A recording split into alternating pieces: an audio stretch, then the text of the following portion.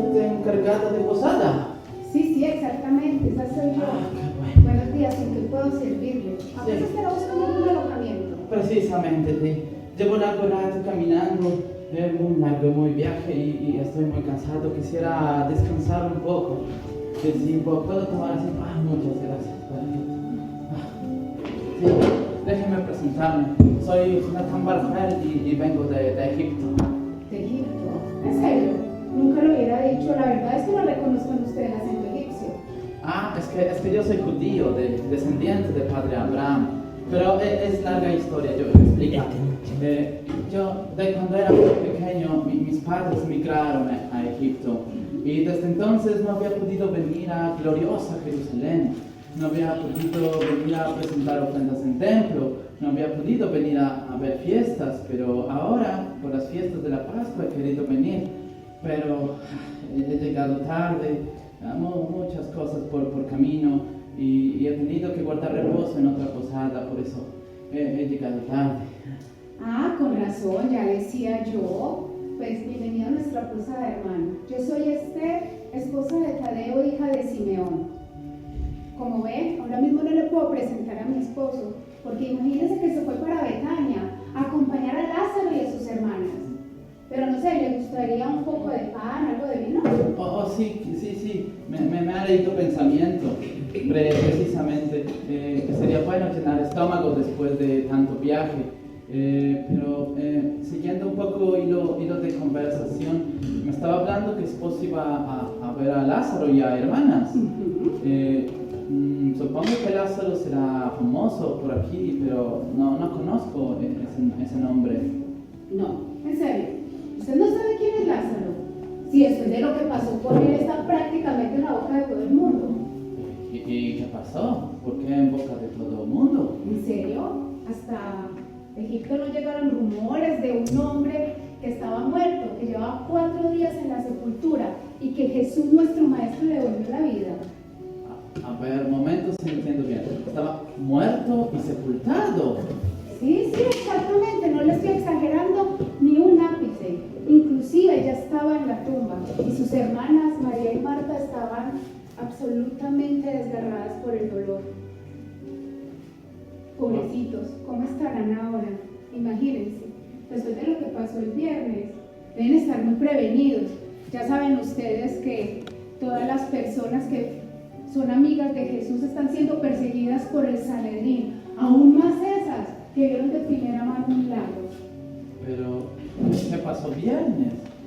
¿Y qué pasó con hombre muerto y sepultado? ¿Me pareció entender que el maestro devolvió vida? Exactamente, es que perdóneme la falta de claridad, yo le cuento la historia. Por favor. Imagínense que Jesús, cuando se enteró que Lázaro había muerto, se dirigió inmediatamente a Betania. Cuando llegó, se encontró que ya Lázaro inclusive estaba en su tumba. María y Marta estaban totalmente desgarradas por el dolor. Incluso el mismo maestro se entristeció mucho. Ahí, enfrente de todo el mundo, se quebró y empezó a llorar. Es que para Jesús, María, Lázaro y Marta eran más que amigos. Eran esos amigos que se convierten en familia. Pero por suerte, para ellos sí estaba el maestro. Esta historia tan siquiera sí tuvo un final feliz. Imagínense que el maestro le devolvió la vida. Es que es increíble la cantidad de veces que yo he contado esta historia y cada vez la encuentro más y más y más extraordinaria. Extraordinaria así como fue toda la vida de Jesús. Por eso me parece tan extraño que alguien aquí en Jerusalén no sepa qué pasó con él. Sí, precisamente, ¿no? Pero igual todo lo que me cuenta parece pura fantasía, lo de hombre que muerto, sepultado y después a la vida se levanta. Eso incluso parece obra del mismo, pero no haga caso, hermana Esther. Más bien explíqueme, cuénteme más de maestro, cuénteme, quisiera conocerlo. ¿Dónde puedo encontrarlo? Jesús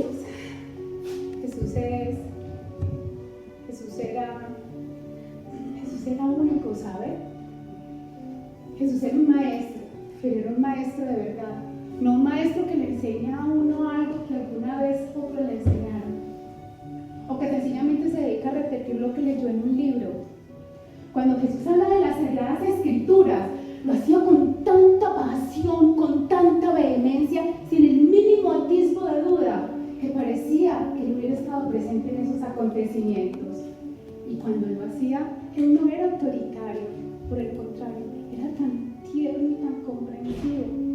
Y por raro que le parezca, no discriminaba. A él le daba igual si era un niño o un anciano, hombre, mujer, rico, pobre, de aquí o de allá. Era absolutamente generoso con todos. Con decirle que inclusive llegaba a visitarnos a nosotros en nuestra casa y compartía el pan y el vino con cualquier persona que tuvieran ahí al lado. Jesús era un amigo de verdad, de esos que tan pocas veces nos podemos cruzar en la vida. Y su mirada, ojalá yo pudiera hacer justicia con mis palabras acerca de su mirada. Cuando él lo hacía, entraba a la parte más recóndita de tu alma, ahí donde está alejada toda la tristeza, toda la agonía, donde están los secretos inconfesables. Era maravilloso, porque con una sola sonrisa, todo se convertía en paz y esperanza. Era como recibir un abrazo muy cálido en una noche muy fría de invierno, precisamente en el momento en que más se necesitaba. Pero si algo fue Jesús, fue absoluta, total y extraordinariamente misericordioso. Él hacía el bien a todos, inclusive sin merecerlo, inclusive a los impuros. No, pero no se aflija, hermana Esther. Calma, respira un poco.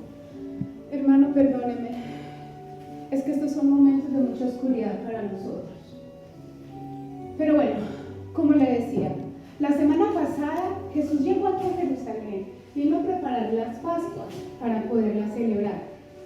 Cuando llegó fue algo glorioso, fue algo apoteósico. Ver la cantidad de personas que se congregaron a su lado, todo el mundo lo recibió ondeando palmas, gritando vítores. Era maravilloso ver cómo se confundían todas las voces. ¡Hosana! Bendito el que viene en el nombre del Señor. ¡Hosana al rey David! Pero, ¿por qué llamarían así? No entiendo. Ay, hermano, yo no sé si usted lo ha notado, pero aquí el que gobierna y reina es el enemigo opresor, el tirano. Tienen al pueblo prácticamente en la esclavitud y en la pobreza. Y nos cobran impuestos por todo. Impuestos increíbles. Han llegado a cobrarle a nuestros antepasados herencias de tierras que ellos habían obtenido de sus otros antepasados. Cobran por absolutamente todo. O dígame, ¿a usted no le cobraron para entrar? Pues sí, algo pagué por ahí, pero lo que noté era que me estaba cobrando un hermano judío. Publicanos, sinvergüenzas. Pena les debería quitarle el sustento a su pueblo para dárselo a esos. Pero bueno, es lo que hay. No es que nosotros podamos hacer nada. Si a eso le sumamos que los celotes habían estado regados por toda la región, anunciando por fin la venida de ese Mesías prometido por nuestras escrituras, ese Mesías que lo volvería a la gloria al pueblo israelita, ese Mesías que nos liberaría de la esclavitud, pues imagínense, es más, es que decían que ese Mesías era Jesús. Cuando se supo que el Maestro venía, todos estábamos preparados esperándolo. Para cualquier persona que haya estado ahí, Jesús era la viva imagen del rey David, era nuestra esperanza de liberación. Y entonces, usted también estuvo ahí, recibió con palmas y todo. Claro que sí, y no solo yo, todos,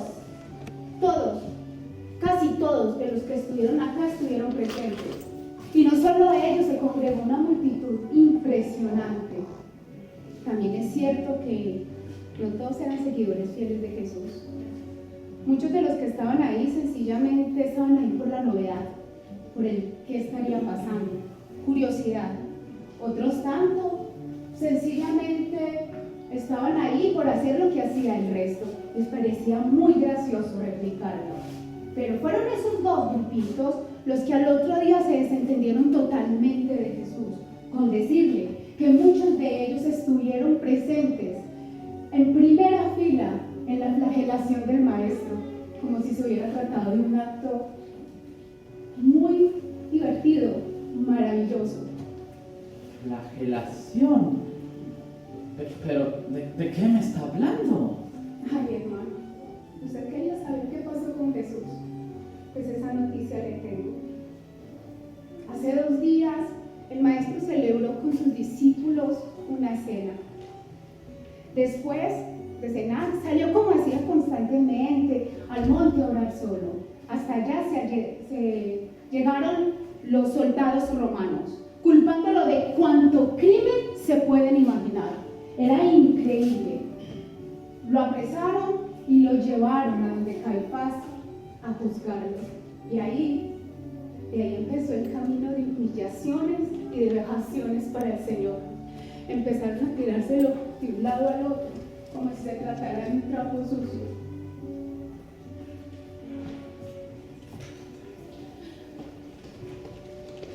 Pues es terrible todo lo que me cuenta. No puedo creer todo lo que hicieron con Jesús. Pero entonces, ¿no había nadie que podía defenderlo? No tenía muchos seguidores Jesús. ¿O qué pasó con celotes? Los celotes que tanto promovían como Mesías prometido. Sí. Ellos no sé dónde estaban. Es que imagínense, en el momento en que apresaron al maestro, lo llevaron a ser juzgado. Lo llevaron a donde Caifás, luego a donde Pilatos, a donde Herodes. A donde Herodes, todos sabemos cuán cruel y sanguinario es ese ser.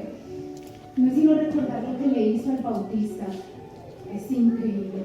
Y parece que ahí las cosas no salieron muy bien porque lo regresaron a donde Pilatos. Y ahí cuando estaba donde Pilatos hubo algo muy irónico. Y es que, ¿sabe?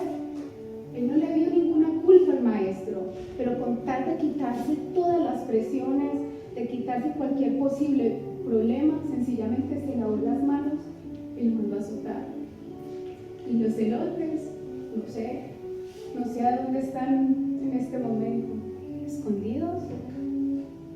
Ya ve, después de lo que pasó, todos los amigos de Jesús están siendo perseguidos, absolutamente todos. A cualquiera que le puedan comprobar filiación con él, pues pueden correr el mismo peligro. Pero como le dije, los seguidores de Jesús, los fieles, los de verdad, no eran tantos. Habían muchos que se habían acercado a él sencillamente por ¿qué está diciendo? ¿Qué hay de nuevo? Otros tantos eran unos arribistas y oportunistas que solamente querían conseguir del maestro un favor, un milagro, y al otro día, si lo veían, es que ni lo saludaban. Era increíble. Por suerte para el maestro, no todos eran así. Encontró en muchos de nosotros seguidores fieles, seguidores que en realidad lo amábamos.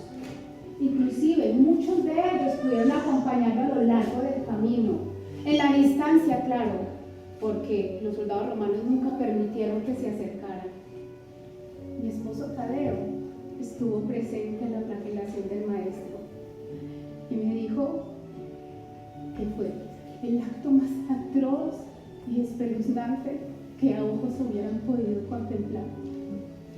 Me dijo que al maestro lo amarraron, le rasgaron sus vestiduras, se las arrancaron, lo coronaron con espinas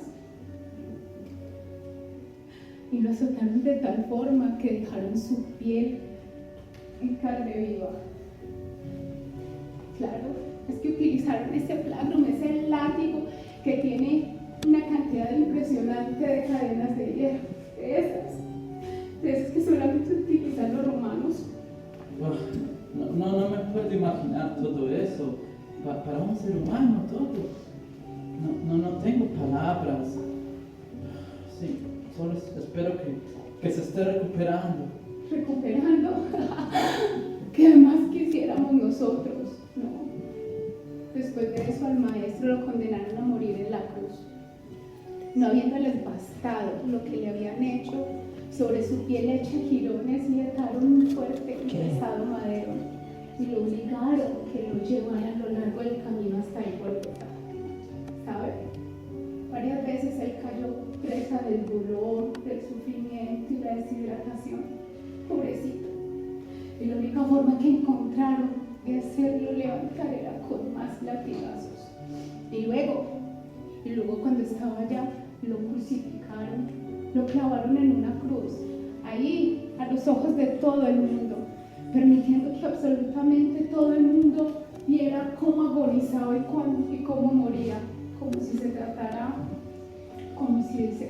de un miserable criminal.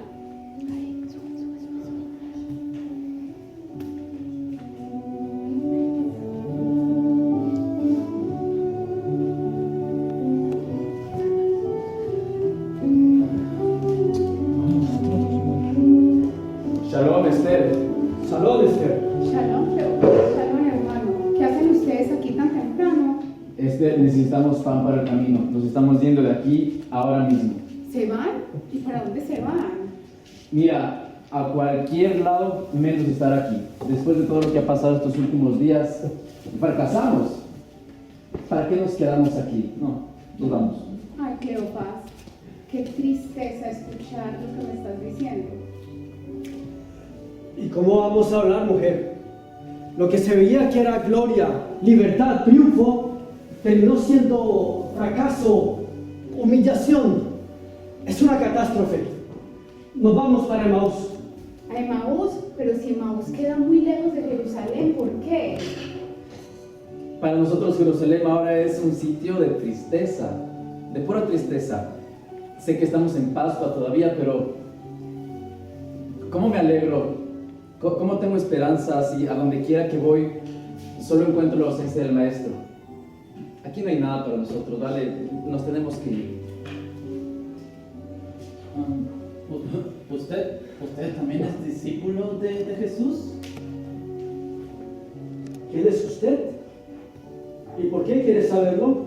Oh, disculpa, mi Morales, no me he presentado. Soy Jonathan Barjual y soy un judío que vive en extranjero.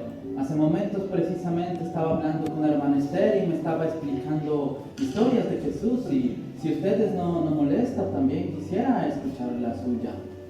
Bienvenido, hermano, a la ciudad santa. Le digo yo que usted ha llegado ya muy tarde. Si hace un par de días me preguntaba de Jesús, le hubiese contado maravillas, pero ahora... Sí, yo sé, algo escuché, pero bueno, de todo modo, explíqueme más de esas maravillas. ¿Qué pasa si yo digo que me contara, si yo dice miércoles, por ejemplo? Ah, el miércoles. Qué diferentes eran las cosas. Se respiraban aires de libertad para Israel. El miércoles, hermano, yo le hubiese contado mi historia antes de conocer a Jesús. Yo era una persona que estaba perdida, iba por el mundo amargado, y le cuento por qué. Yo no sé usted cómo lo criaron, pero a mí me enseñaron que la ley hay que seguirla al pie de la letra. Lo que pasa es que mi padre, él era un gran seguidor de los fariseos, y para los fariseos seguir la ley al pie de la letra es una forma de agradar a Dios. Entonces me enseñaron eso, pero había muchas leyes que no tenían sentido para mí. Yo me preguntaba, ¿cómo puede ser que un Dios tan bueno se enfoque tanto en las leyes? Y tenía muchas preguntas, pero no tenía a quién preguntar, así que me contentaba con seguir las leyes, pero iba totalmente amargado en mi camino porque no les encontraba sentido a las leyes. Ciertamente no a todas. Me consta. A mí también me pasaba algo similar como a Cleofás, pero a diferencia de él, yo sí tenía quien comentar sobre las escrituras. Mi tío es levita y presenta sus servicios algunas veces en el templo. Él fue el que me enseñó a mí a memorizar los textos sagrados y me inculcó la importancia de cumplir con nuestras 623 normas y leyes. Cuando era niño, encontraba todo eso fascinante, pero a medida que me hice adulto, llegaron muchas preguntas a mí. Y cada vez que me acercaban los maestros de la ley, encontraba que sus respuestas no eran totalmente claras. Yo les cuestionaba y les preguntaba sobre diferentes cosas: pobreza, tristeza, la muerte. Pero cada vez que les preguntaba me decían que quién era yo para cuestionar a Dios. Con razón, ahora entiendo. Ahora entiendo esa amargura que ustedes todo el tiempo destilaban, esa rabiecita que no los dejaba estar en paz. Hermanos, lo siento mucho, me disculpo, los juzgué mal. Yo pensaba que ustedes simplemente eran dos fariseos más, no de los que buscan la santidad, sino simplemente de esos que se creen mejores y superiores al resto. Ya lo ves, Esther, es que uno nada más puede dar de lo que tiene por dentro, y nosotros lo que teníamos por dentro era un gran vacío. Pero cómo cambió todo eso cuando conocimos a Jesús. Y entonces, ¿cómo fue ese vacío? Jesús aclaró dudas, respondió preguntas. Nos respondió todas las preguntas, pero sabe, lo hizo de una forma indirecta. Le cuento cuando conocimos a Jesús. Era una vez que estábamos en Capernaum, ¿lo recuerdas? Visitando unos familiares. Y unos amigos nos invitaron a conocer a Jesús. Y nosotros, bueno, la verdad es que fuimos un poco más por curiosidad, porque habíamos escuchado hablar de él, pero no lo conocíamos. Entonces fuimos y fue algo maravilloso. Fue como si Jesús hubiese estado esperando que nosotros estemos ahí, como si él ya sabía que íbamos a estar ahí. Sentimos su presencia y lo escuchamos hablar, y él decía muchas cosas maravillosas, a veces desconcertantes. Y ciertamente no eran cosas de un libro, ¿saben? Yo se lo digo porque yo aprendí cosas de los libros. Con Jesús era diferente. Él hablaba de una forma totalmente distinta, y en él vi una autoridad que no había visto en ningún otro maestro jamás. Recuerdo que era un sábado en la mañana cuando fuimos a la sinagoga. Había un buen grupo de personas, entre ellos fariseos que se tornaban las enseñanzas. En ese momento entró Jesús y se fijó en todos, ¿sabe? Él siempre que entraba a un lugar se fijaba en todos los que estaban allí. En un momento dado, su mirada se cruzó con la mía. Sí, y también con la mía. Había allí también un hombre con la mano paralizada. ¿Sabes? Que la parálisis es signo de maldición por algún pecado. Ese pobre hombre no debería haber estado allí. Pero bueno, era un conocido en el pueblo y le permitían estar allí, en algún lugar donde no perturbara a nadie.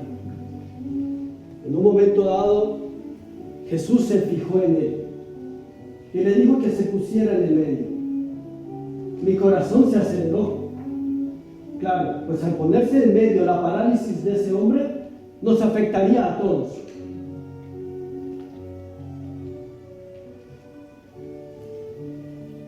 Fue impresionante porque en sábado tenemos los días contados, los pasos contados, y los fariseos estaban furiosos contra Jesús, pero furiosos, no dijeron absolutamente nada. Pero eso no se quedaba ahí para ellos. Los fariseos estaban constantemente como al acecho, ¿saben? Esperando a ver si Jesús hacía algo malo. Nos enteramos que le reclamaron incluso por sus apóstoles que estaban recogiendo espigas el sábado y comiéndolas. Jesús, por supuesto, que les respondió con mucha propiedad, pero para ellos no terminaba ahí.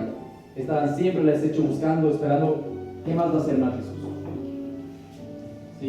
Sí, claro, me imagino con todo eso, pero ¿qué pasó con el hombre de mano paralizada?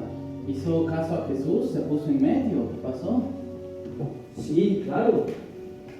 Y Jesús lo miró con inmensa ternura, como cuando un padre mira a su hijo pequeño. Pero antes de hacer nada, se dio vuelta y miró a los fariseos y les preguntó: ¿qué era bueno hacer el sábado? ¿El bien o el mal? Pues con esa pregunta desarmó a todos, imagino yo. No iba a decir que debían hacer el mal. Exactamente. Los fariseos nuevamente estaban muy, pero muy enojados, furiosos, pero de nuevo no dijeron nada. Y creo que eso fue lo que más le dolió al maestro. La dureza de corazón de esos fariseos. Él esperaba que lo vieran de esa manera de pensar. Claro, pues él lo medía todo con la medida del amor. Allí estaba el hombre paralizado. Había que hacer algo por él. Había que ayudarlo. No hacer nada por él era no amarlo. Pero claro, los fariseos con su manera de pensar, tercos, pues solo ellos tenían la razón, pues así lo indicaba el Talmud. Sí, pero no parece mala excusa, porque se trata de cumplir la ley y de hacer caso a lo que dice Talmud. Y eso es propio de fariseos. Fariseos aprenden la ley y cumplen sin cuestionar, siguen al pie de la letra. Después de todo, es una ley que viene de Dios. Y nosotros no podemos interpretar de una o de otra forma, o no podemos decidir seguir esta ley o seguir esta otra. Nosotros no está en nuestro poder. Y los fariseos estaban haciendo eso, estaban defendiendo lo que se habían comprometido a defender. Y es cierto, hay muchas cosas que eso no está en duda. Pero hermano, es que hay otras cosas que son solo sentido común. Si usted encuentra una persona que en sábado necesita ayuda, usted no le ayuda porque es sábado, estoy segura que usted todos le ayudaríamos porque es sábado. Y pasa lo mismo con Dios. Si nosotros elevamos una oración a Dios el sábado, ¿será que Dios espera para responder nuestras oraciones al día siguiente? Para nada. Él nos ama siempre, en todo momento. ¿No deberíamos nosotros hacer lo mismo también? A ver, hermano, permítame, le pregunto, ¿es usted padre? No soy padre, ojalá sea algún día. Pero es hijo, ¿no? ¿Usted se alcanza a imaginar que si mi hijo por algún motivo cayera gravemente enfermo, voy a esperar todo el día, todo el atardecer, todo el anochecer para traerle la medicina que le ha de devolver la salud? O que mi esposo, por ejemplo, si mi hijo se pierde, va a esperar hasta el día siguiente para ir a buscarlo. Claro que no, tampoco refería a eso. De pequeño, mi madre, mi padre me cuidaban y estaban para mí, no importaba la hora, la día, estaban allí. Exactamente, es que por ahí van las cosas con Jesús. Jesús nos miraba con ojos de padre y de madre. Cuando él fijaba la mirada en una persona, inmediatamente se convertía en su familia más querida. A él le daba igual qué día de la semana era. Sencillamente él veía la necesidad e inmediatamente daba la ayuda. Y si esa ayuda pasaba por hacer un milagro, pues hacía un milagro. Es que esa es la forma que él tenía de que nosotros nos sintiéramos aceptados, de que nos sintiéramos amados. ¿Amados? Pero un maestro no es propio de maestro. Maestro está para enseñar, está para formar, pero no para amar. Ya, eso es lo que yo le decía, hermano, que con Jesús era totalmente distinto. Él era diferente. Y recuerda el hombre de la mano paralizada. Jesús lo amó tanto que le curó la parálisis. ¿Curó parálisis? Es imposible. Hermano Jonathan, en serio, después de todo lo que he escuchado de Jesús, después del milagro que le dije que hizo con Lázaro, ¿a usted no le queda claro lo que es evidentemente obvio? Para Jesús no hay nada imposible. Yo me refiero a otra cosa, que yo sé que Jesús ha hecho milagros, es extraordinario, pero lo que me parece imposible de creer es, siendo alguien así, con ese poder, ¿cómo acabó crucificado? Eso no entiendo. A nosotros tampoco nos cabe en la cabeza, pero así es. Estábamos convencidos de que en él se cumplirían todas las promesas sobre el Mesías. Estábamos convencidos porque él era el único que podía hacerlo. Si hubiera querido, habría podido convocar un ejército celestial y expulsar a los romanos. ¿Cómo pudo pasar esto? ¿Cómo pudo acabarse un sueño justo antes de empezar? En verdad no soy capaz de explicarle el desengaño que tengo. No estoy con el corazón verdaderamente roto. Recuerda que le conté que tenía muchas dudas cuando era joven sobre la ley, pues, y Jesús me las respondió todas. Y entendí que había una ley mucho más grande que el Talmud. Es la ley del amor. Y esa era la ley que Jesús predicaba. Entonces todas mis dudas se aclararon y decidí seguirlo, decidí seguir a Jesús, y fui increíblemente feliz porque sabía que estaba siguiendo a nuestro Cristo, al Salvador, al que iba a liberar finalmente al pueblo de Israel. Y era dichoso. Y fuimos victoriosos. Pero ahora somos los derrotados. Y hasta ahora nos están persiguiendo.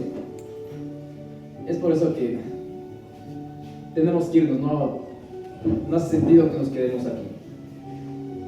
Exactamente. ¿Para qué nos vamos a quedar? Para que se nos pongan en la cara los que el viernes prefirieron crucificar a Jesús, que nos persigan los del Sanedrín, o aún peor, que nos capturen los soldados romanos. Aún es más incierto, no sabemos qué ha pasado con Judas. Los discípulos están todos derrumbados de la tristeza, totalmente agobiados. Aquí no hay nada por hacer, absolutamente nada. Hermana, gracias por las provisiones. Hermano, un gusto conocerlo. En verdad esperamos que encuentre lo que ha venido a buscar, pero para nosotros aquí no hay nada. Nos vamos para Emaús. Que vayan en paz, hermanos. Adiós. Gracias por sus palabras.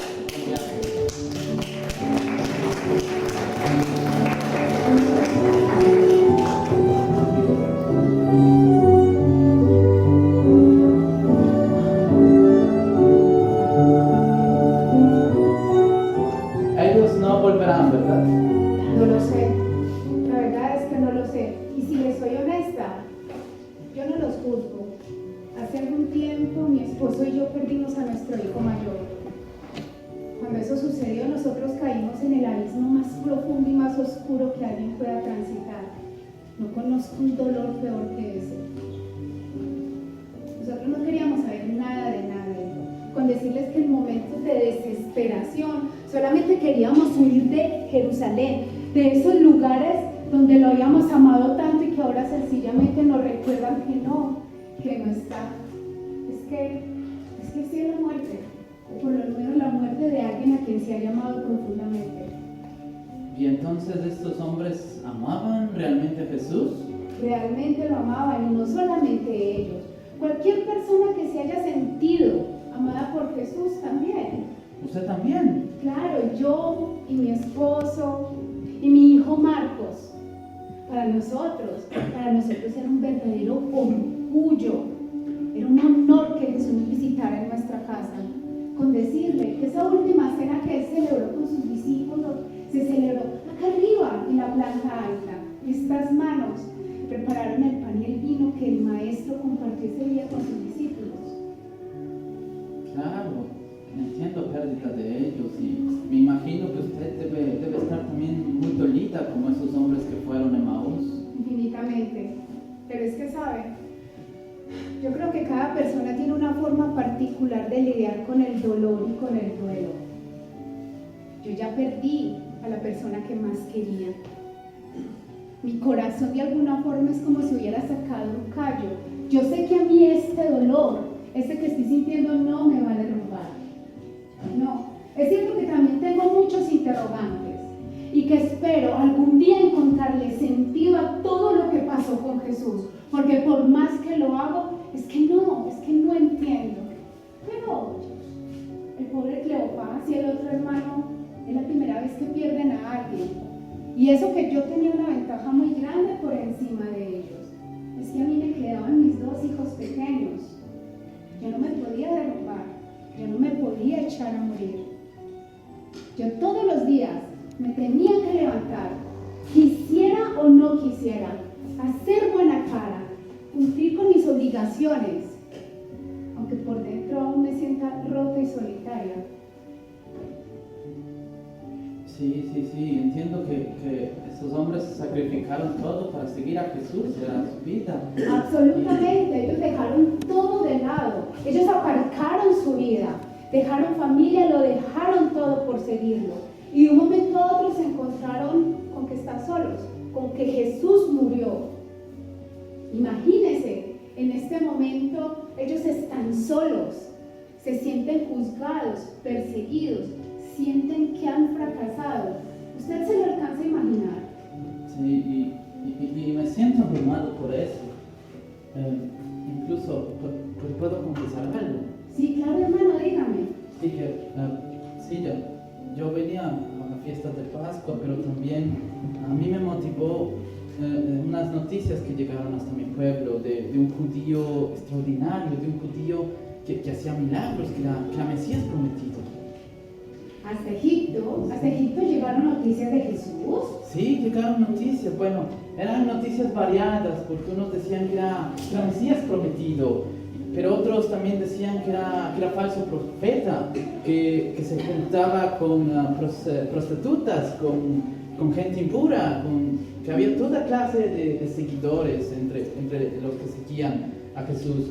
Pero lo que a mí me llamó la atención era un romano que se acercó y me contó una historia y quería ver si es que era cierto. ¿Qué? ¿Un romano? Sí. No, ese es raro, ¿no? Pero bueno, dígame, ¿qué le dijo ese romano a usted? Bueno, era un centurión romano. Me dijo que él estaba en una misión especial allí y que tenía un siervo que estaba enfermo. Entonces que Jesús curó a este siervo. Entonces a mí me llamó la atención cómo podría ser un maestro tan famoso que tuviera alguna relación con un romano. Eso no entendía, pero cuando me contó la historia ese romano, entonces eso logró conmoverme, porque contaba que estaba allí viendo a Jesús días enteros, porque él como centurión tenía esas funciones administrativas. Entonces había observado largo rato a Jesús y pues sabía que no podía relacionarse, no era propio de romano juntarse con judío. Pero cuando enfermó su siervo, entonces eso ya fue completamente diferente. Entonces me dijo que no importaba nada de qué pensaban los demás, que simplemente se acercó y pidió a Jesús que curara. Shalom, Esther. Vengo por un poco de pan y vino para el grupo. Shalom, hermana. Sí, mira, aquí ya te lo tenía preparado. Ay, hermana, mira, llegaste en el momento más adecuado. Ven. Te presento al hermano Jonathan Bar Joel. Él viene desde Egipto, es israelita, y precisamente en este momento me estaba contando algunos detalles de una curación que hizo el maestro, una que le contaron a él mientras que estaba en Egipto. Shalom, hermano Jonathan. Discúlpame que lo haya interrumpido. Shalom, hermana. Mi nombre es Jonathan Bar Joel. Soy judío en extranjero. Y no se preocupe. Precisamente estaba contando, hermana Esther, una historia de un romano que había tenido un siervo y Jesús curó a este siervo. Ah, sí. Esa historia es bellísima. De hecho, yo estaba en el mismo pueblo cuando eso sucedió. Precisamente eso fue lo que a mí me dio el valor para acercarme a él en busca de mi propia sanación. Entonces, ¿usted estuvo ahí? ¿Quiere decir que la historia de romano es cierta? A ver, usted termine de contarme la historia y yo le digo si es cierto o no. Sí, pues contaba este centurión romano que estaba ahí con un siervo, porque el siervo estaba muy grave. Entonces entendía que lo único que podía salvar al siervo era la intervención de Jesús, que Jesús lo curara. Y eso me llamó de interés porque significaba que estaba convencido del poder que tenía Jesús para curarlo. Sí, así es. De hecho, a mí me consta que muchas veces el centurión permitió que Jesús mantuviera sus reuniones, cuando en estricta teoría debía habérselos prohibido. Esa actitud del centurión tenía muy molestos a los fariseos porque ellos esperaban que el centurión les ayudara a disuadir a Jesús, pero este se hacía el desentendido. En cambio, los ancianos de la sinagoga le tenían mucho aprecio, porque el centurión, en lugar de tratarlos mal, les mostraba mucho afecto. De hecho, recuerdo que en una ocasión él les ayudó a construir a una reconstrucción de un edificio que ya estaba muy maltrecha. Sí. Y junto a eso, el centurión dijo que cuando llamó a Jesús, no dudó en acudir al llamado. Entonces ahí supo que se encontraba ante personas muy importantes, porque como no había esa relación, entonces él comprendía todo, comprendía que para judíos no era bien visto entrar en casa de extranjero. Entonces entendió eso y dijo que no hacía falta que hiciera nada, con una palabra, simplemente así como centurión da orden a soldado y soldado tiene que cumplir orden, así mismo Jesús podía dar orden a la enfermedad y la enfermedad tenía que curar. Entonces todo eso así pasó. Así es.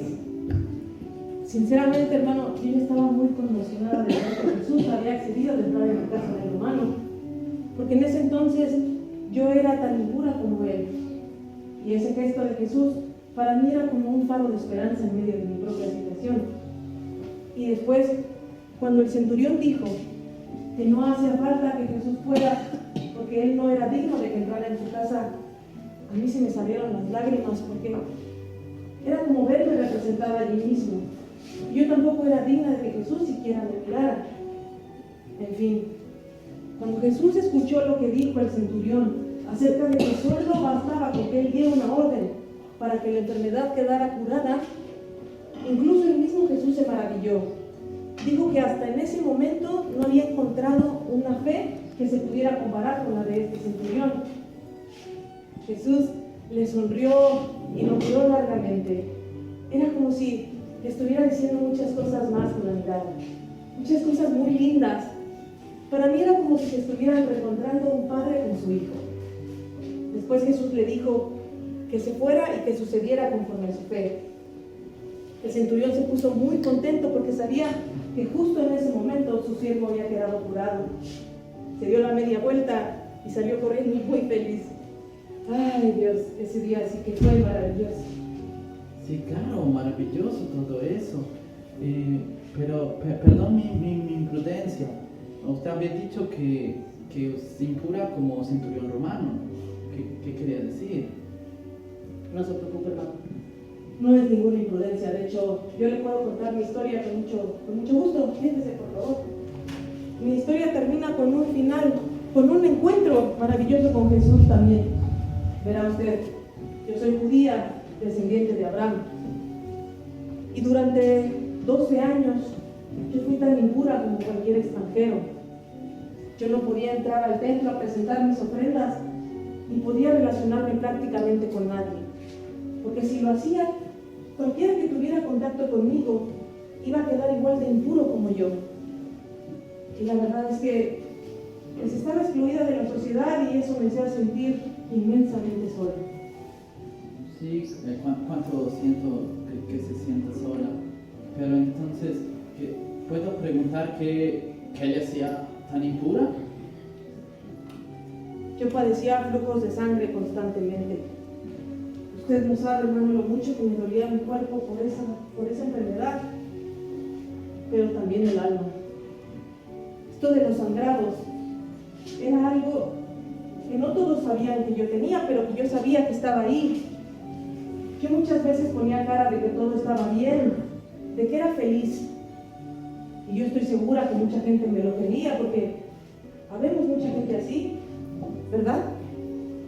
Gente que carga dentro sus dolores, escondiéndolos, para que nadie note la herida que siempre les duele y que no se sana.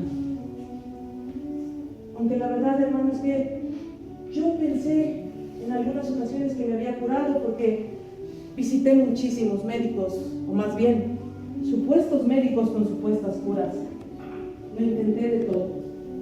No me sirvieron ni los extractos de plantas, ni las velas aromáticas, ni que me leyeran el tarot o las cartas. Ni siquiera me sirvió el licor o el cigarro. No había nada que me quitara ese dolor. Y yo solamente seguía sintiendo cómo me desangraba por dentro. La verdad es que yo pensé que me iba a morir así, que para mí ya no había esperanza, porque en realidad no había mucho de mí tampoco para dar, que mis sonrisas no eran sinceras, porque escondían ese dolor. Yo no podía amar de verdad, porque porque mi amor estaba manchado de dolor. Por eso yo pensaba que para mí ya no había esperanza, que todos los demás podían alcanzar la dicha, menos yo. Pero entonces, un día en Cafarnaúm, yo vi de lejos a Jesús. De hecho, precisamente fue un día después de la curación del siervo del centurión. Entonces yo me acerqué y vi a Jairo. Jairo es el oficial de la sinagoga del pueblo. Jairo le pedía a Jesús que lo acompañara a su casa para que curara a su hijita que estaba enferma. Obviamente Jesús accedió y se fue con él. Pero iban rodeados de muchísima gente. Entonces yo me empecé a poner muy nerviosa porque precisamente por mi condición yo siempre evitaba cualquier tipo de aglomeración de gente para evitar que alguien tuviera contacto conmigo y quedara impura o impuro. Pero la verdad es que ese día el corazón ya no me daba para más. Y yo pensaba que si este hombre realmente era un profeta del Dios Altísimo, yo no iba a poder presentarme a él de frente, porque se iba a dar cuenta de mi condición. Los profetas lo saben todo con solo verlo a uno, y seguramente me iba a exigir que me apartara de él y de todos los demás. Pero yo seguía pensando que si este hombre realmente era un profeta del Dios Altísimo, solo iba a ser necesario tocarlo, tocar el borde de su manto para quedar sanada. Yo me convencí de eso, de hecho era mi única esperanza. Entonces, como pude, estiré la mano y lo toqué. Todavía recuerdo su reacción como si hubiera sido ayer. Entonces pudo tocar su manto. Y entonces, ¿cuál fue la reacción de Jesús? Pues bueno, Jesús percibió que alguien lo había tocado. De hecho, empezó a preguntar que quién lo había hecho, y uno de sus discípulos le reclamó la pregunta, porque como iban rodeados de tanta gente, era imposible saber quién lo había hecho. Pero Jesús insistió. Él dijo que había sentido poder saliendo de él. Cuando yo escuché esto, yo pensé que no tenía más remedio que darle cara. Y la verdad es que yo sentí mucho miedo, porque iba a tener que confesarme, y bueno, ustedes saben que eso no es fácil. Pero cuando estuve delante de él, yo me di cuenta que no tenía por qué sentir miedo, porque en su mirada no había juicio, no había rechazo, solo había amor. Justamente el mismo amor que yo había visto un día antes cuando estaba hablando con el centurión. Entonces, a mí no me quedó más remedio que tirarme a sus pies. Y lloré mucho.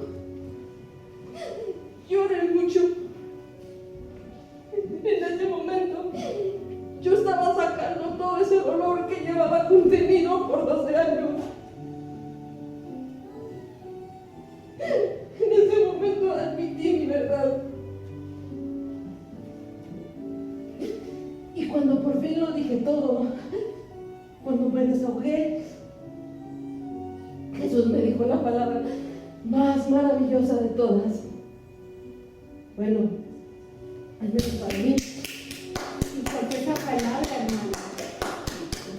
Él me llamó hija, Esther. ¿Te das cuenta? ¿En serio? ¡Qué acto más hermoso! Fue bellísimo porque yo llevaba todos esos años sintiendo el rechazo de mis hermanos. Pero este hombre, con ese amor infinito en su mirada, me estaba devolviendo la dignidad perdida. En ese momento yo volví a tener el mismo valor que cada uno de mis hermanos. Después me dijo que me fuera, que mi fe me había sanado, que me fuera en paz. Y de verdad que desde ese día tengo paz.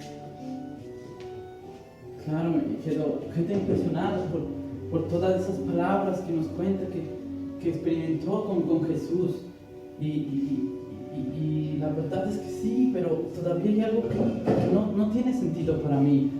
Porque todos me han dicho que Jesús es alguien extraordinario, alguien capaz de hacer obras milagrosas, de hacer grandes cosas. Y por ejemplo, hombres me contaron que era como el Mesías prometido, que tenía otra manera de ver el amor. También que Jesús curó parálisis de hombre. Entonces me da ganas de tener esa mirada, de ver esa mirada paternal, esa mirada comprensiva de quienes lo desprecian, esa mirada con que le miró y le llamó hija. Y yo quisiera tener lo mismo, quisiera tocar el borde de su manto, aunque sea por un momento, porque alguien que no necesita ver al enfermo, sino con una palabra puede sanar. Debe ser alguien maravilloso, alguien que no pide explicaciones, no pide justificaciones, alguien que está listo para amar, alguien que está listo para perdonar, alguien que está listo para restaurar. Alguien así es alguien que definitivamente yo quisiera conocer, alguien maravilloso. Y ahora me arrepiento porque he llegado tarde y me he perdido de eso y no entiendo por qué ahora ha acabado crucificado. Alguien maravilloso con ese poder, con todo lo que podía hacer, y no entiendo por qué no se defendió. ¿Por qué no obró un milagro para impedir todo eso? Es lo que no tiene sentido en mi cabeza. No crean que usted es el único que se pregunta todo eso, hermano, porque nosotros y los otros discípulos no hemos podido dormir estando dándole vueltas al asunto. De verdad que parece mentira que el maestro esté muerto. Esther, ¿a dónde vamos a ir sin el Señor? ¿Qué va a hacer de nosotros sin Él ahora? Hermana, yo siento cada una de las cosas que tú estás sintiendo, pero este es el momento de ser fuertes, este es el momento de resistir, tener la cabeza fría. ¡Ánimo! Ay, Esther, es que tú no sabes lo que fue verlo arrastrarse cuesta arriba con la cruz en la espalda, cayéndose una y otra vez, levantándose a punta de latigazos de los soldados. Tú no sabes lo horrible que fue escuchar sus palabras en la cruz. O sea, usted estuvo en todo ese momento allí. Sí, no solo yo. Muchas otras mujeres estuvimos ahí. No podíamos dejar sola a la mamá del Señor, ni tampoco podíamos dejarlo solo a Él. ¿Cómo dejarlo solo después de todo lo que Él había hecho por nosotros? Además, era lo único que podíamos hacer, porque nosotros como mujeres nadie nos presta mucha atención. Pero en cambio los pobres de los discípulos tuvieron que esconderse, porque en cuanto condenaron al maestro, dieron orden de echar mano de todos sus seguidores.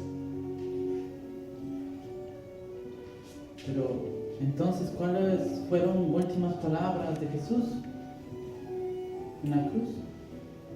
Él dijo varias palabras en medio de su agonía. En realidad yo no pude escucharlas todas porque los soldados no nos permitían acercarnos y había mucho murmullo, pero lo que sí recuerdo es que primero oró al Padre pidiendo que los perdonara. Se refería a los que lo habían maltratado, a los que habían dado la orden de matarlo. Eso era obvio. Pero Juana, que estaba al lado de mí, se puso a llorar como una niña, diciendo que se trataba de todos nosotros. El maestro había pedido perdón por nosotros que hemos pecado, por nosotros que somos capaces de sentir odio, de hacerle daño a los demás, de sentir rencor, por nosotros que no somos capaces de perdonar de corazón, que no somos capaces de amar de verdad. El maestro pidió perdón al Padre por nosotros, porque claramente no sabemos lo que hacemos.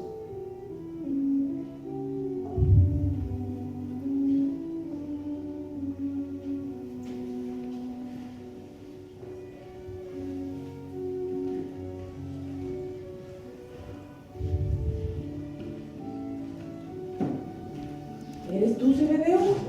Sí, soy yo, Shalom. Me mandan los muchachos por el pan y el vino. Se quedaron esperando para el desayuno. ¿No llegaste? ¿Qué te pasó? No, nada, tranquilo, tranquilo. Es que me entretuve contándole a este hermano mi testimonio de sanación y una cosa llevó a la otra y terminamos hablando de Jesús y de lo ocurrido con el maestro y ya olvidé regresar con el pan y con el vino. Shalom, Zebedeo. Shalom. Mira, ven acá, te presento a mi hermano Jonathan Bajoel. Él es un hermano israelita que viene desde Egipto, donde le contaron una historia de una curación de Jesús. Shalom, Jonathan. Yo soy Zebedeo. Yo soy pescador. Yo soy el papá de Juan y de Santiago, los discípulos de Jesús. Qué lástima que llegaste tan tarde y no alcanzaste a conocer a Jesús. Shalom, hermano. Sí, o sea, más lo lamento yo que me he podido perder de todo eso. He llegado tarde y de todo corazón hubiera querido conocer al maestro, poder conversar con él, poder ver esa mirada comprensiva. Claro. Pero Siéntese, Zebedeo, sí. Y esa mirada comprensiva la mantuvo hasta el último momento. Yo no sé si ustedes dos, Zebedeo, saben, pero junto con el maestro crucificaron a otros dos condenados. Yo no sé qué pasó porque no alcanzaba a escuchar bien, porque había muchos murmullos, pero parece que algo estaban hablando entre ellos y uno reconocía que merecía su condena, cuando claramente el Señor era inocente. Y de hecho le dijo al Señor que se acordara de él cuando viniera en su reino. Claramente era un creyente como nosotros. Y Jesús levantó hacia él su mirada, esa misma mirada paternal que tuvo conmigo. Y ni siquiera le dijo nada por los pecados que hubiera podido tener. Por el contrario, el Señor le aseguró que ese mismo día estarían juntos en el paraíso. en paraíso. ¿Y qué quiere decir eso? Yo no lo entiendo. Nadie lo entiende, nosotros tampoco sabemos qué pasó, pero ya habían varias mujeres, inclusive ahí estaba mi hijo Juan con María, la mamá de Jesús, pero no entendemos nada, es que nada de esto tiene sentido. Hermana, ¿y Jesús dijo algo más antes de morir? Sí, de hecho, sus siguientes palabras se las dijo precisamente a Juan y a su mamá. Como dice Zebedeo, estaban juntos. Eso también fue bien misterioso, la verdad, porque Juan le pedía al soldado que los dejara acercarse para que la madre del Señor se pudiera despedir. Yo no sé qué pasó, pero el soldado los dejó acercarse. La pobrecita de María no podía parar de llorar, no podía hablar, no le salían las palabras. ¿Tú te imaginas lo que sintió Esther? Debió de haber sido horrible. Ella temblaba y Juan la sostenía lo mejor que podía, aunque se notaba claramente que incluso el mismo Juan estaba haciendo un gran esfuerzo para contener su pena. Sí, debió ser duro para Jesús, porque no sabía que iba a ser de madre en el futuro. Y no sabía, yo me imagino que yo entendí que su esposo había muerto, ¿verdad? Sí. Ya sin Jesús, María pasaba a ser una viuda más, como tantas que no tienen quien responda por ellas. Y ahora que lo pienso, en ese sentido tiene mucho, hace congruencia a lo que dijo después, porque miró a María y le dijo: mujer, he ahí a tu hijo. Y a Juan le dijo: hijo, he ahí a tu madre. Sí, Juan se echó eso tan a pecho que anoche nos dijo que se iba a llevar a María a vivir a la casa de nosotros. Y nos dijo, ¿nada más Jesús? Sí, claro que sí. En ese momento vino lo más duro, porque ya al pobrecito ya casi no le quedaban fuerzas. La muerte en la cruz es una tortura horrible para el que la vive. Cada minuto para el crucificado es muy doloroso. Jesús estaba sufriendo muchísimo y gritó: Dios mío, ¿por qué me has abandonado? Se ve que le gusta mucho rezar en salmos. Inclusive ese salmo era uno de los preferidos de David. Pero lo más curioso y que me inquieta a mí es que ese salmo es como que si fuera una profecía de lo que le estaba pasando a él.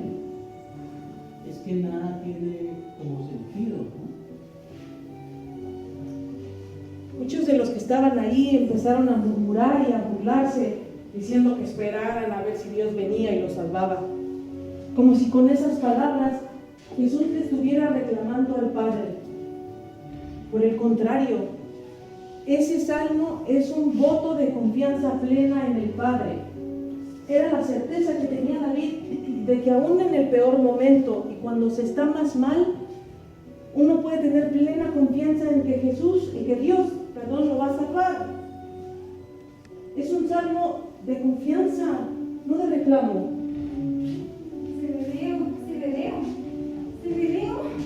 Cebedeo, ¿estás aquí? Hola. ¿Ustedes han visto a Cebedeo? Sí, aquí estoy. Cebedeo, por favor. Hola, Mi amor. ¿Puedo saber qué pasa? ¿Por qué tanta demora? Estoy bien. Ay, no sabe la angustia que tengo en mi corazón, pensando que te ha pasado algo malo. No pasa nada. Ay, no olvides que los soldados y la gente del Sanedrín andan buscando a todos los seguidores de Jesús. Sí, pero yo me vine con cuidado. Siéntate. Perdóname, Salomé. La verdad es que ha sido culpa mía. Me entretuve contándole a este viajero mi testimonio de sanación y bueno, tú ya sabes cómo es hablar de Jesús. Uno empieza y no puede parar de contar sus maravillas y se me olvidó volver con el pan y con el vino, lo siento. Sí, ya lo sé. Por eso vino Cebedeo a buscar. Pero tranquilo, yo ya tengo mi corazón más tranquilo al saber que a los dos no les pasó nada. ¿Sí? Lo que pasa es que todas las gentes y las personas que salieron esta mañana no han regresado. Por eso estoy así. Shalom, Salomé. Tranquilízate. Respira, mira. Tómate esta copa de vino y cuéntanos, ¿cómo así que no han regresado? ¿Es que alguien ha desaparecido? No, precisamente, me refiero a la Magdalena. Se pasó horas y horas. En la primera hora se fue a la tumba del Señor. No ha hecho sino llorar a esa pobre mujer desde que se dio cuenta de los azotes de Jesús. Se pasó toda la madrugada preparando las esencias para ir a un culto. Y ella dice que no va a esperar ni un minuto que no sea necesario para ir a un culto. Pero, ¿cómo pretende ungir cuerpo? Yo había entendido que la luz estaba puesta. Claro, a él lo sepultaron. A Jesús lo sepultaron. Lo que pasa es que la Magdalena estaba allí, junto con la otra María también. Ellas estuvieron el viernes todo el tiempo al lado de la tumba. Y estaban como locas, estaban desesperadas, no sabían qué hacer. Pero lo único cierto es que la losa de la tumba estaba bien puesta. Miren, yo lo último... Perdón. Disculpa. ¿Puedo saber quién es usted? Sí, mira, perdóname la falta de cortesía, Salomé. Te presento al hermano Jonatán. Él viene desde Egipto, donde le contaron muchas cosas de Jesús y quería conocerlo. Pero bueno, como te das cuenta, lamentablemente llegó muy tarde. Shalom. Perdón por inconvenientes. Realmente ha sido culpa mía que todos han tardado. Yo he estado aquí indagando sobre Jesús, tratando de descubrir y de lo que entiendo usted debió conocer bien a Jesús. Es el madre de todos de sus discípulos. Bienvenido a Jerusalén, hermano. Bienvenido. Claro que yo conocí al maestro. Se pasaba muchas horas en mi casa, me visitaba. Él, claro que pasaba más tiempo mí me trataba con tanto cariño y tanto respeto como a su propia madre. Era tan atento, tan considerado. Sí, me imagino, pero entonces no entiendo cómo Magdalena, ¿cómo pretende ungir el cuerpo de Jesús? Si los está bien puesta, no imagino que ella pueda mover sola. No, mira, lo último que yo supe por parte de mi esposo antes de irse a Betania era que habían apostado a soldados romanos allá afuera de la sepultura. No sé, Dios quiera, y le ayudaron a ella, se compadecieron, movieron la losa y ojalá hubiera podido ungir al maestro. Yo creo que la esperanza que tiene ella es que alguien le ayude a mover la losa, ¿no? Yo sé que a Magdalena le dolieron muchísimo las siguientes palabras de Jesús, concretamente cuando dijo que tenía sed. A mí me parece apenas lógico que el pobrecito tuviera sed, estando tan deshidratado y en las condiciones en las que se encontraba. Pero entonces Magdalena se soltó a llorar como una niña de impotencia. El Señor tenía sed y ella, su sierva, no podía hacer nada para calmársela. Sí, efectivamente, yo estaba ahí. Y ahí fue cuando a Juana se le ocurrió la manera de interpretar esas palabras. ¿Pero qué manera de interpretar esas palabras? ¿Qué otra sed puede ser? Juana dijo que se trataba de otro tipo de sed. Una sed que la Magdalena y que nosotros mismos sí podemos saciar. Sed de justicia. Sed de que nos arrepintamos de nuestras malas acciones. Sed de que nos hagamos responsables por los demás y no nada más de nosotros mismos. Sed de que pidamos perdón a las personas a las que hemos lastimado y que aceptemos el perdón cuando alguien así nos lo pide. Sed de que dejemos el orgullo a un lado y que aceptemos que realmente necesitamos ayuda para ser mejores. En otras palabras, esa sed que tenía Jesús no era sed de agua, era la sed de que nos convirtamos, de que nos arrepintamos, de que tengamos muchas veces decisiones de cambio. Sí, creo que puedo un poco entender eso, porque parece que fuera dicho para mí, porque quizá por orgullo yo he pensado que para qué cambiar, o sea, que me quiera bien, que me quiera como soy. Ese es el lema de toda mi vida. Y nunca he puesto a preguntar si realmente está bien o Dios quiere otra cosa de mí, si yo debería cambiar. Seguramente que Él quiere otra cosa, hermano. Jesús siempre lo dejó muy claro. A nosotros la ley del Talmud nos manda hacer el bien a quienes nos hacen el bien, ustedes lo saben. Y eso si son judíos. Pero Jesús nos decía que eso lo puede hacer cualquiera, incluso los impuros. Pero que nosotros tenemos que ser perfectos como nuestro Padre del cielo es perfecto. Que tenemos que arrepentirnos, que tenemos que perdonar hasta 70 veces 7. Que si nos dan en una mejilla, pongamos la otra. Que si nos piden el saco, entreguemos también la capa. Porque si nosotros hacemos el bien solamente a quien nos hace el bien, en realidad no tenemos ningún mérito. Pero incluso dar mejilla, eso es imposible. Es incluso humillante. ¿Cómo ponemos nosotros mejilla? Descendientes de Abraham debemos tener dignidad. ¿Quién va a hacer eso? ¿Quién lo va a hacer? Jesús. Jesús siempre fue coherente. Y Jesús nunca nos pidió que hiciéramos algo que Él no hubiera hecho antes. Él siempre nos primero en todo. Y para muestra está la crucifixión. ¡Claro! Tiene que ser por eso. Nosotros llevamos todo este tiempo dándole vueltas y y pensando que por qué no hizo nada para defenderse, para evitar que lo mataran. Pero justamente ahí está la respuesta, hermanos, porque Jesús siempre fue coherente hasta el final. Cuando le dieron en una mejilla, Él puso la otra. Él bajó la cabeza y fue manso como un cordero que es llevado al matadero. Obviamente para nosotros eso es locura, dificilísimo de poder entender, pero ¿acaso no es que Jesús siempre actuó locamente? ¿Verdad que siempre fue juzgado porque Él siempre daba un poco, no solo un poco, sino mucho más? ¿Verdad que Él siempre actuó locamente y fue juzgado también porque se juntaba con los pecadores y con prostitutas? Precisamente porque Él decía que son los enfermos quienes necesitan al médico.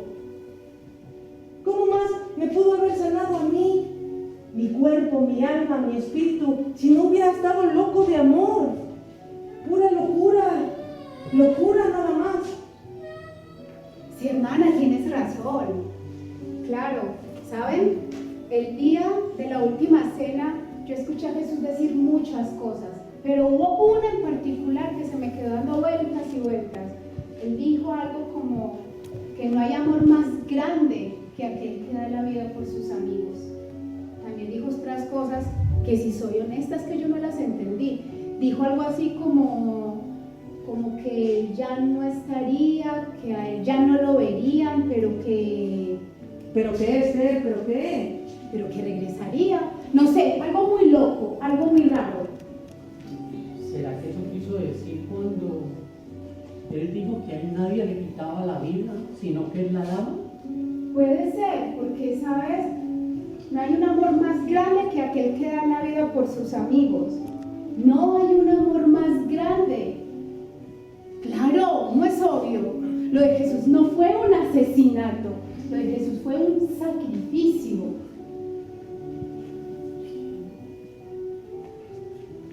Pero entonces, todo lo que estaba hablando, ¿cuándo lo dijo?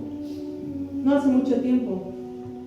De hecho, fue en una ocasión que Él estaba diciendo que el buen pastor es el que da la vida por sus ovejas y que Él era el buen pastor.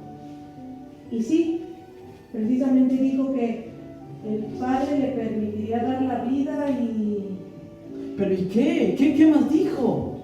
que se le permitiría recuperarla otra vez. Claro, vuelvo y digo, por eso dijo Él que a Él nadie le quitaba la vida, sino que Él la daba. Claro. Pero que la recuperara otra vez, estaba vida y recuperada. Yo cada vez entiendo menos, ¿no? ¿Qué quiere decir? Yo tampoco sé lo que voy a querer decir, pero intuyo que es algo grande, algo muy bello. María, ¿usted qué está haciendo acá? Venga, siéntese. ¿Quiere tomar un poco de pan, comer un poco de vino? Gracias, Esther, tú siempre tan amable. Para serte sincera, he salido sobre todo para cambiar de ideas. Han sido tantas lágrimas derramadas, tanto dolor padecido, tantas imágenes, tantas palabras dando vueltas en mi interior. María, mira, aprovecho para presentarte aquí al hermano Jonathan. Él viene desde Egipto. Venía para conocer a tu hijo, pero... Shalom, hermano. Bienvenido a la ciudad santa. ¿Usted es madre de Jesús, su hijo? ¿Usted? Sí. Así es. No puede ser. Pero qué honor. Qué honor conocer en persona. Me han hablado mucho de su hijo Jesús, todas estas personas. Y justo llega el momento indicado, porque estábamos pensando y de pronto usted puede intuir que quería decir palabras de Jesús cuando decía que daría la vida y que recuperaría, o que dejaríamos de ver y lo volveríamos a ver después. Efectivamente. No sé si ya le han contado la historia entera de mi hijo, pero ya desde el principio empezó siendo diferente. Siempre yendo contracorriente, viendo las cosas desde otro punto de vista distinto al de todos los demás. Usted no sabe cuántas cosas yo le vi hacer y le escuché decir que me dejaban sencillamente desconcertada. Mi esposo José también lo veía y lo notaba, y al igual que yo lo guardaba en su corazón. ¿Qué más podíamos hacer? Jesús fue concebido por el Espíritu Santo. A nosotros no nos quedaba más que confiar en Dios y obedecer. Concebido por Espíritu Santo. ¿Qué significa? Significa que de mí tomó su carne, su humanidad. Del resto se encargó el Espíritu Santo, inclusive de hacérselo entender a mi esposo José. Él también se maravilló y se dispuso a obedecer. Pero ese no es el punto, hermano. El punto es que yo intuyo que esas palabras de Jesús de dar la vida por los amigos, de entregarse voluntariamente, de irse pero para luego volver, deben ser el anuncio de algo que todavía está por suceder. Tiene que ser así. No puede ser de otra manera. ¿Cómo podría terminar en muerte la historia del Hijo de Dios? La verdad, hermanos, es que yo no sé. Yo no entiendo. No sé qué va a pasar y no sé por qué ha pasado todo lo que ha pasado. Tengo el corazón 1000 veces roto. Y solo una madre puede entender lo que yo he sentido y he vivido ver a mi hijo humillado, flagelado, torturado, clavado en una cruz hasta morir. Pero ¿sabe? Eso no quita todo lo que yo le vi hacer y lo que le escuché decir. No lo quita. Y el corazón me dice, igual que aquel día en Nazaret, que la historia del Hijo de Dios, todavía no termina, sino que apenas este es el inicio. Ojalá usted tenga razón, porque en esta misma posada todos me han hablado maravillas de Jesús, que es capaz de hacer milagros, de hacer lo que sea, de curar, de sanar.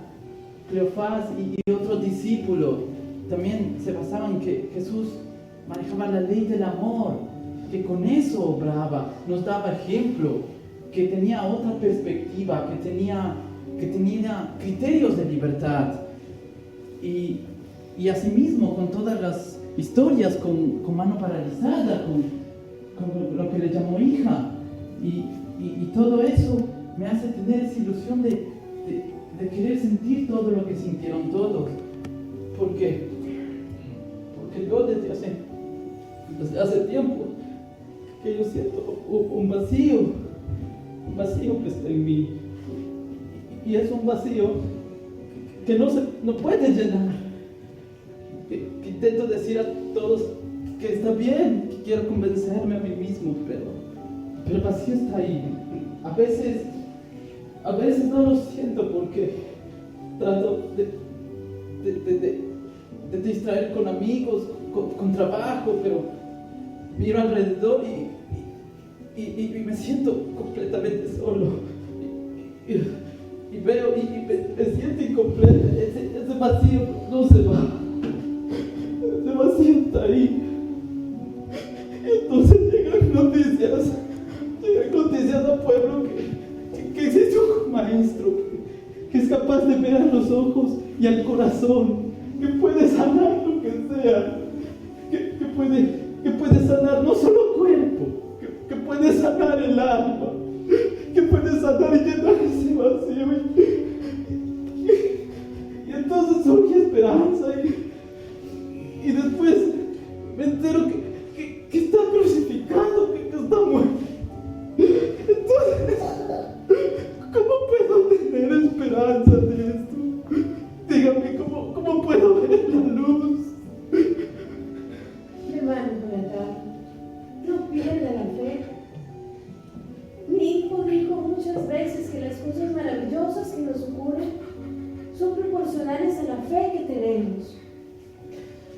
así es. A mí me consta, hermano. Cuando Jesús habló con el centurión, le dijo que se fuera y que sucediera conforme a su fe. Y a mí me dijo: ánimo, hija, tu fe te ha salvado. Y yo sé que eso ha pasado con muchas otras personas. Jesús siempre hizo hincapié en que, de acuerdo a la fe que tengamos, es como ocurren los milagros.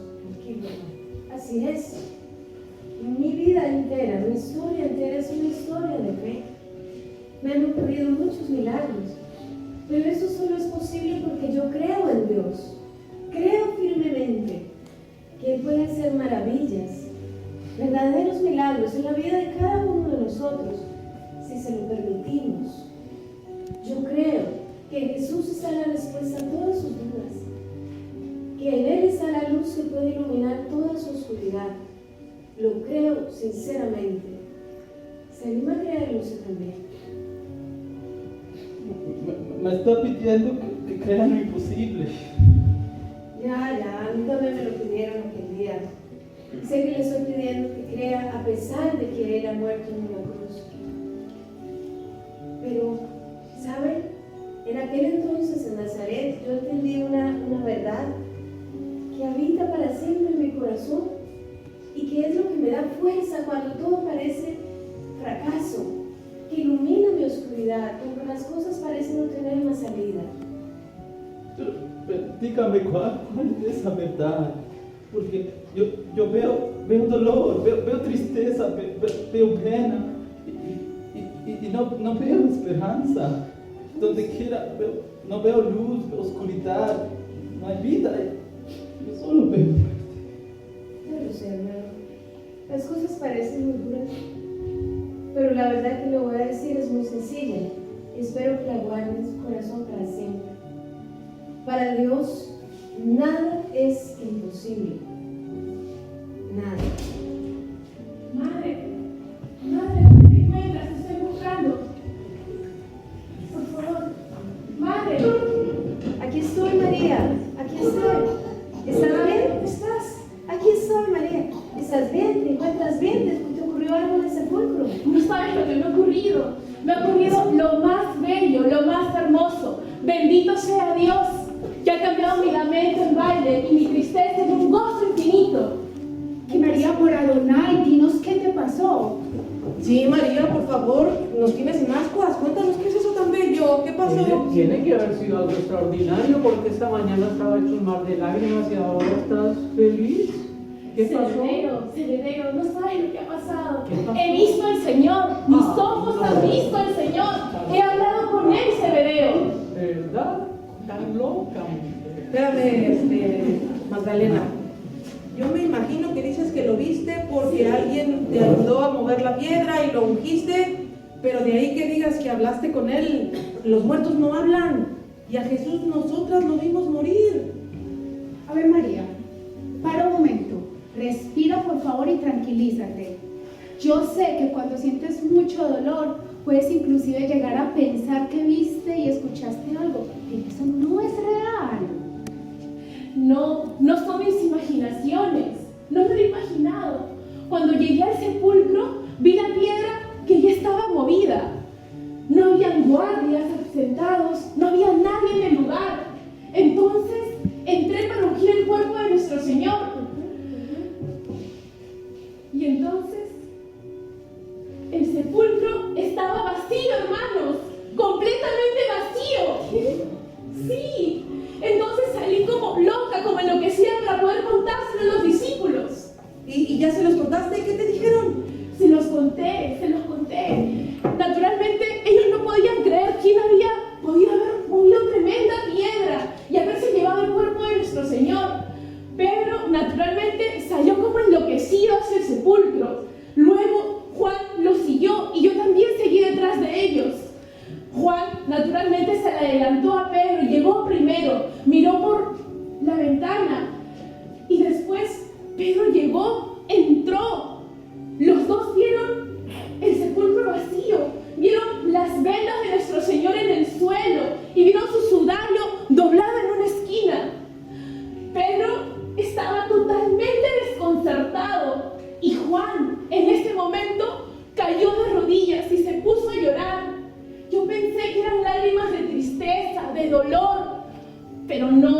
yo estaba totalmente equivocada. Y es que Pedro lo había entendido absolutamente todo. Juan había entendido absolutamente todo. Incluso antes que Pedro, antes que yo.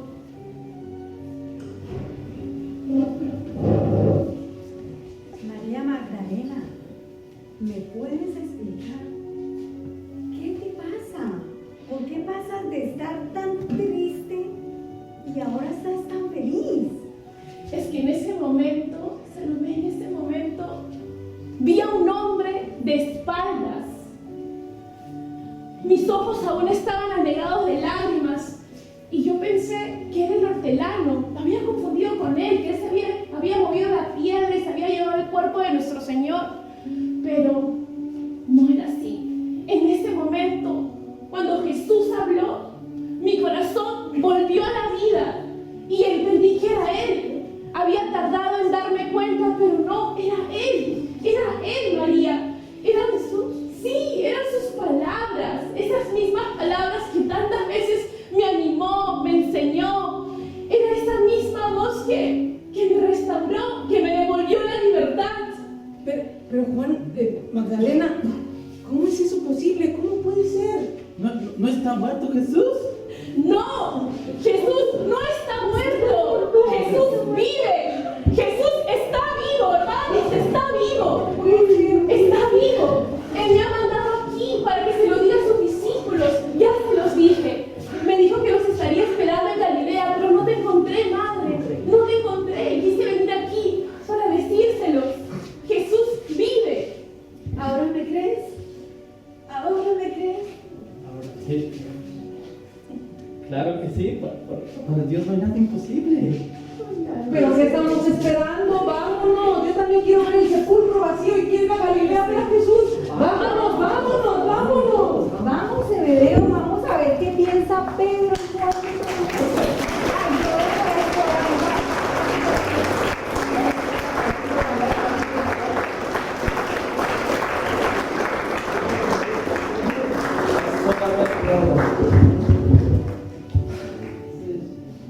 Para Dios no hay nada imposible.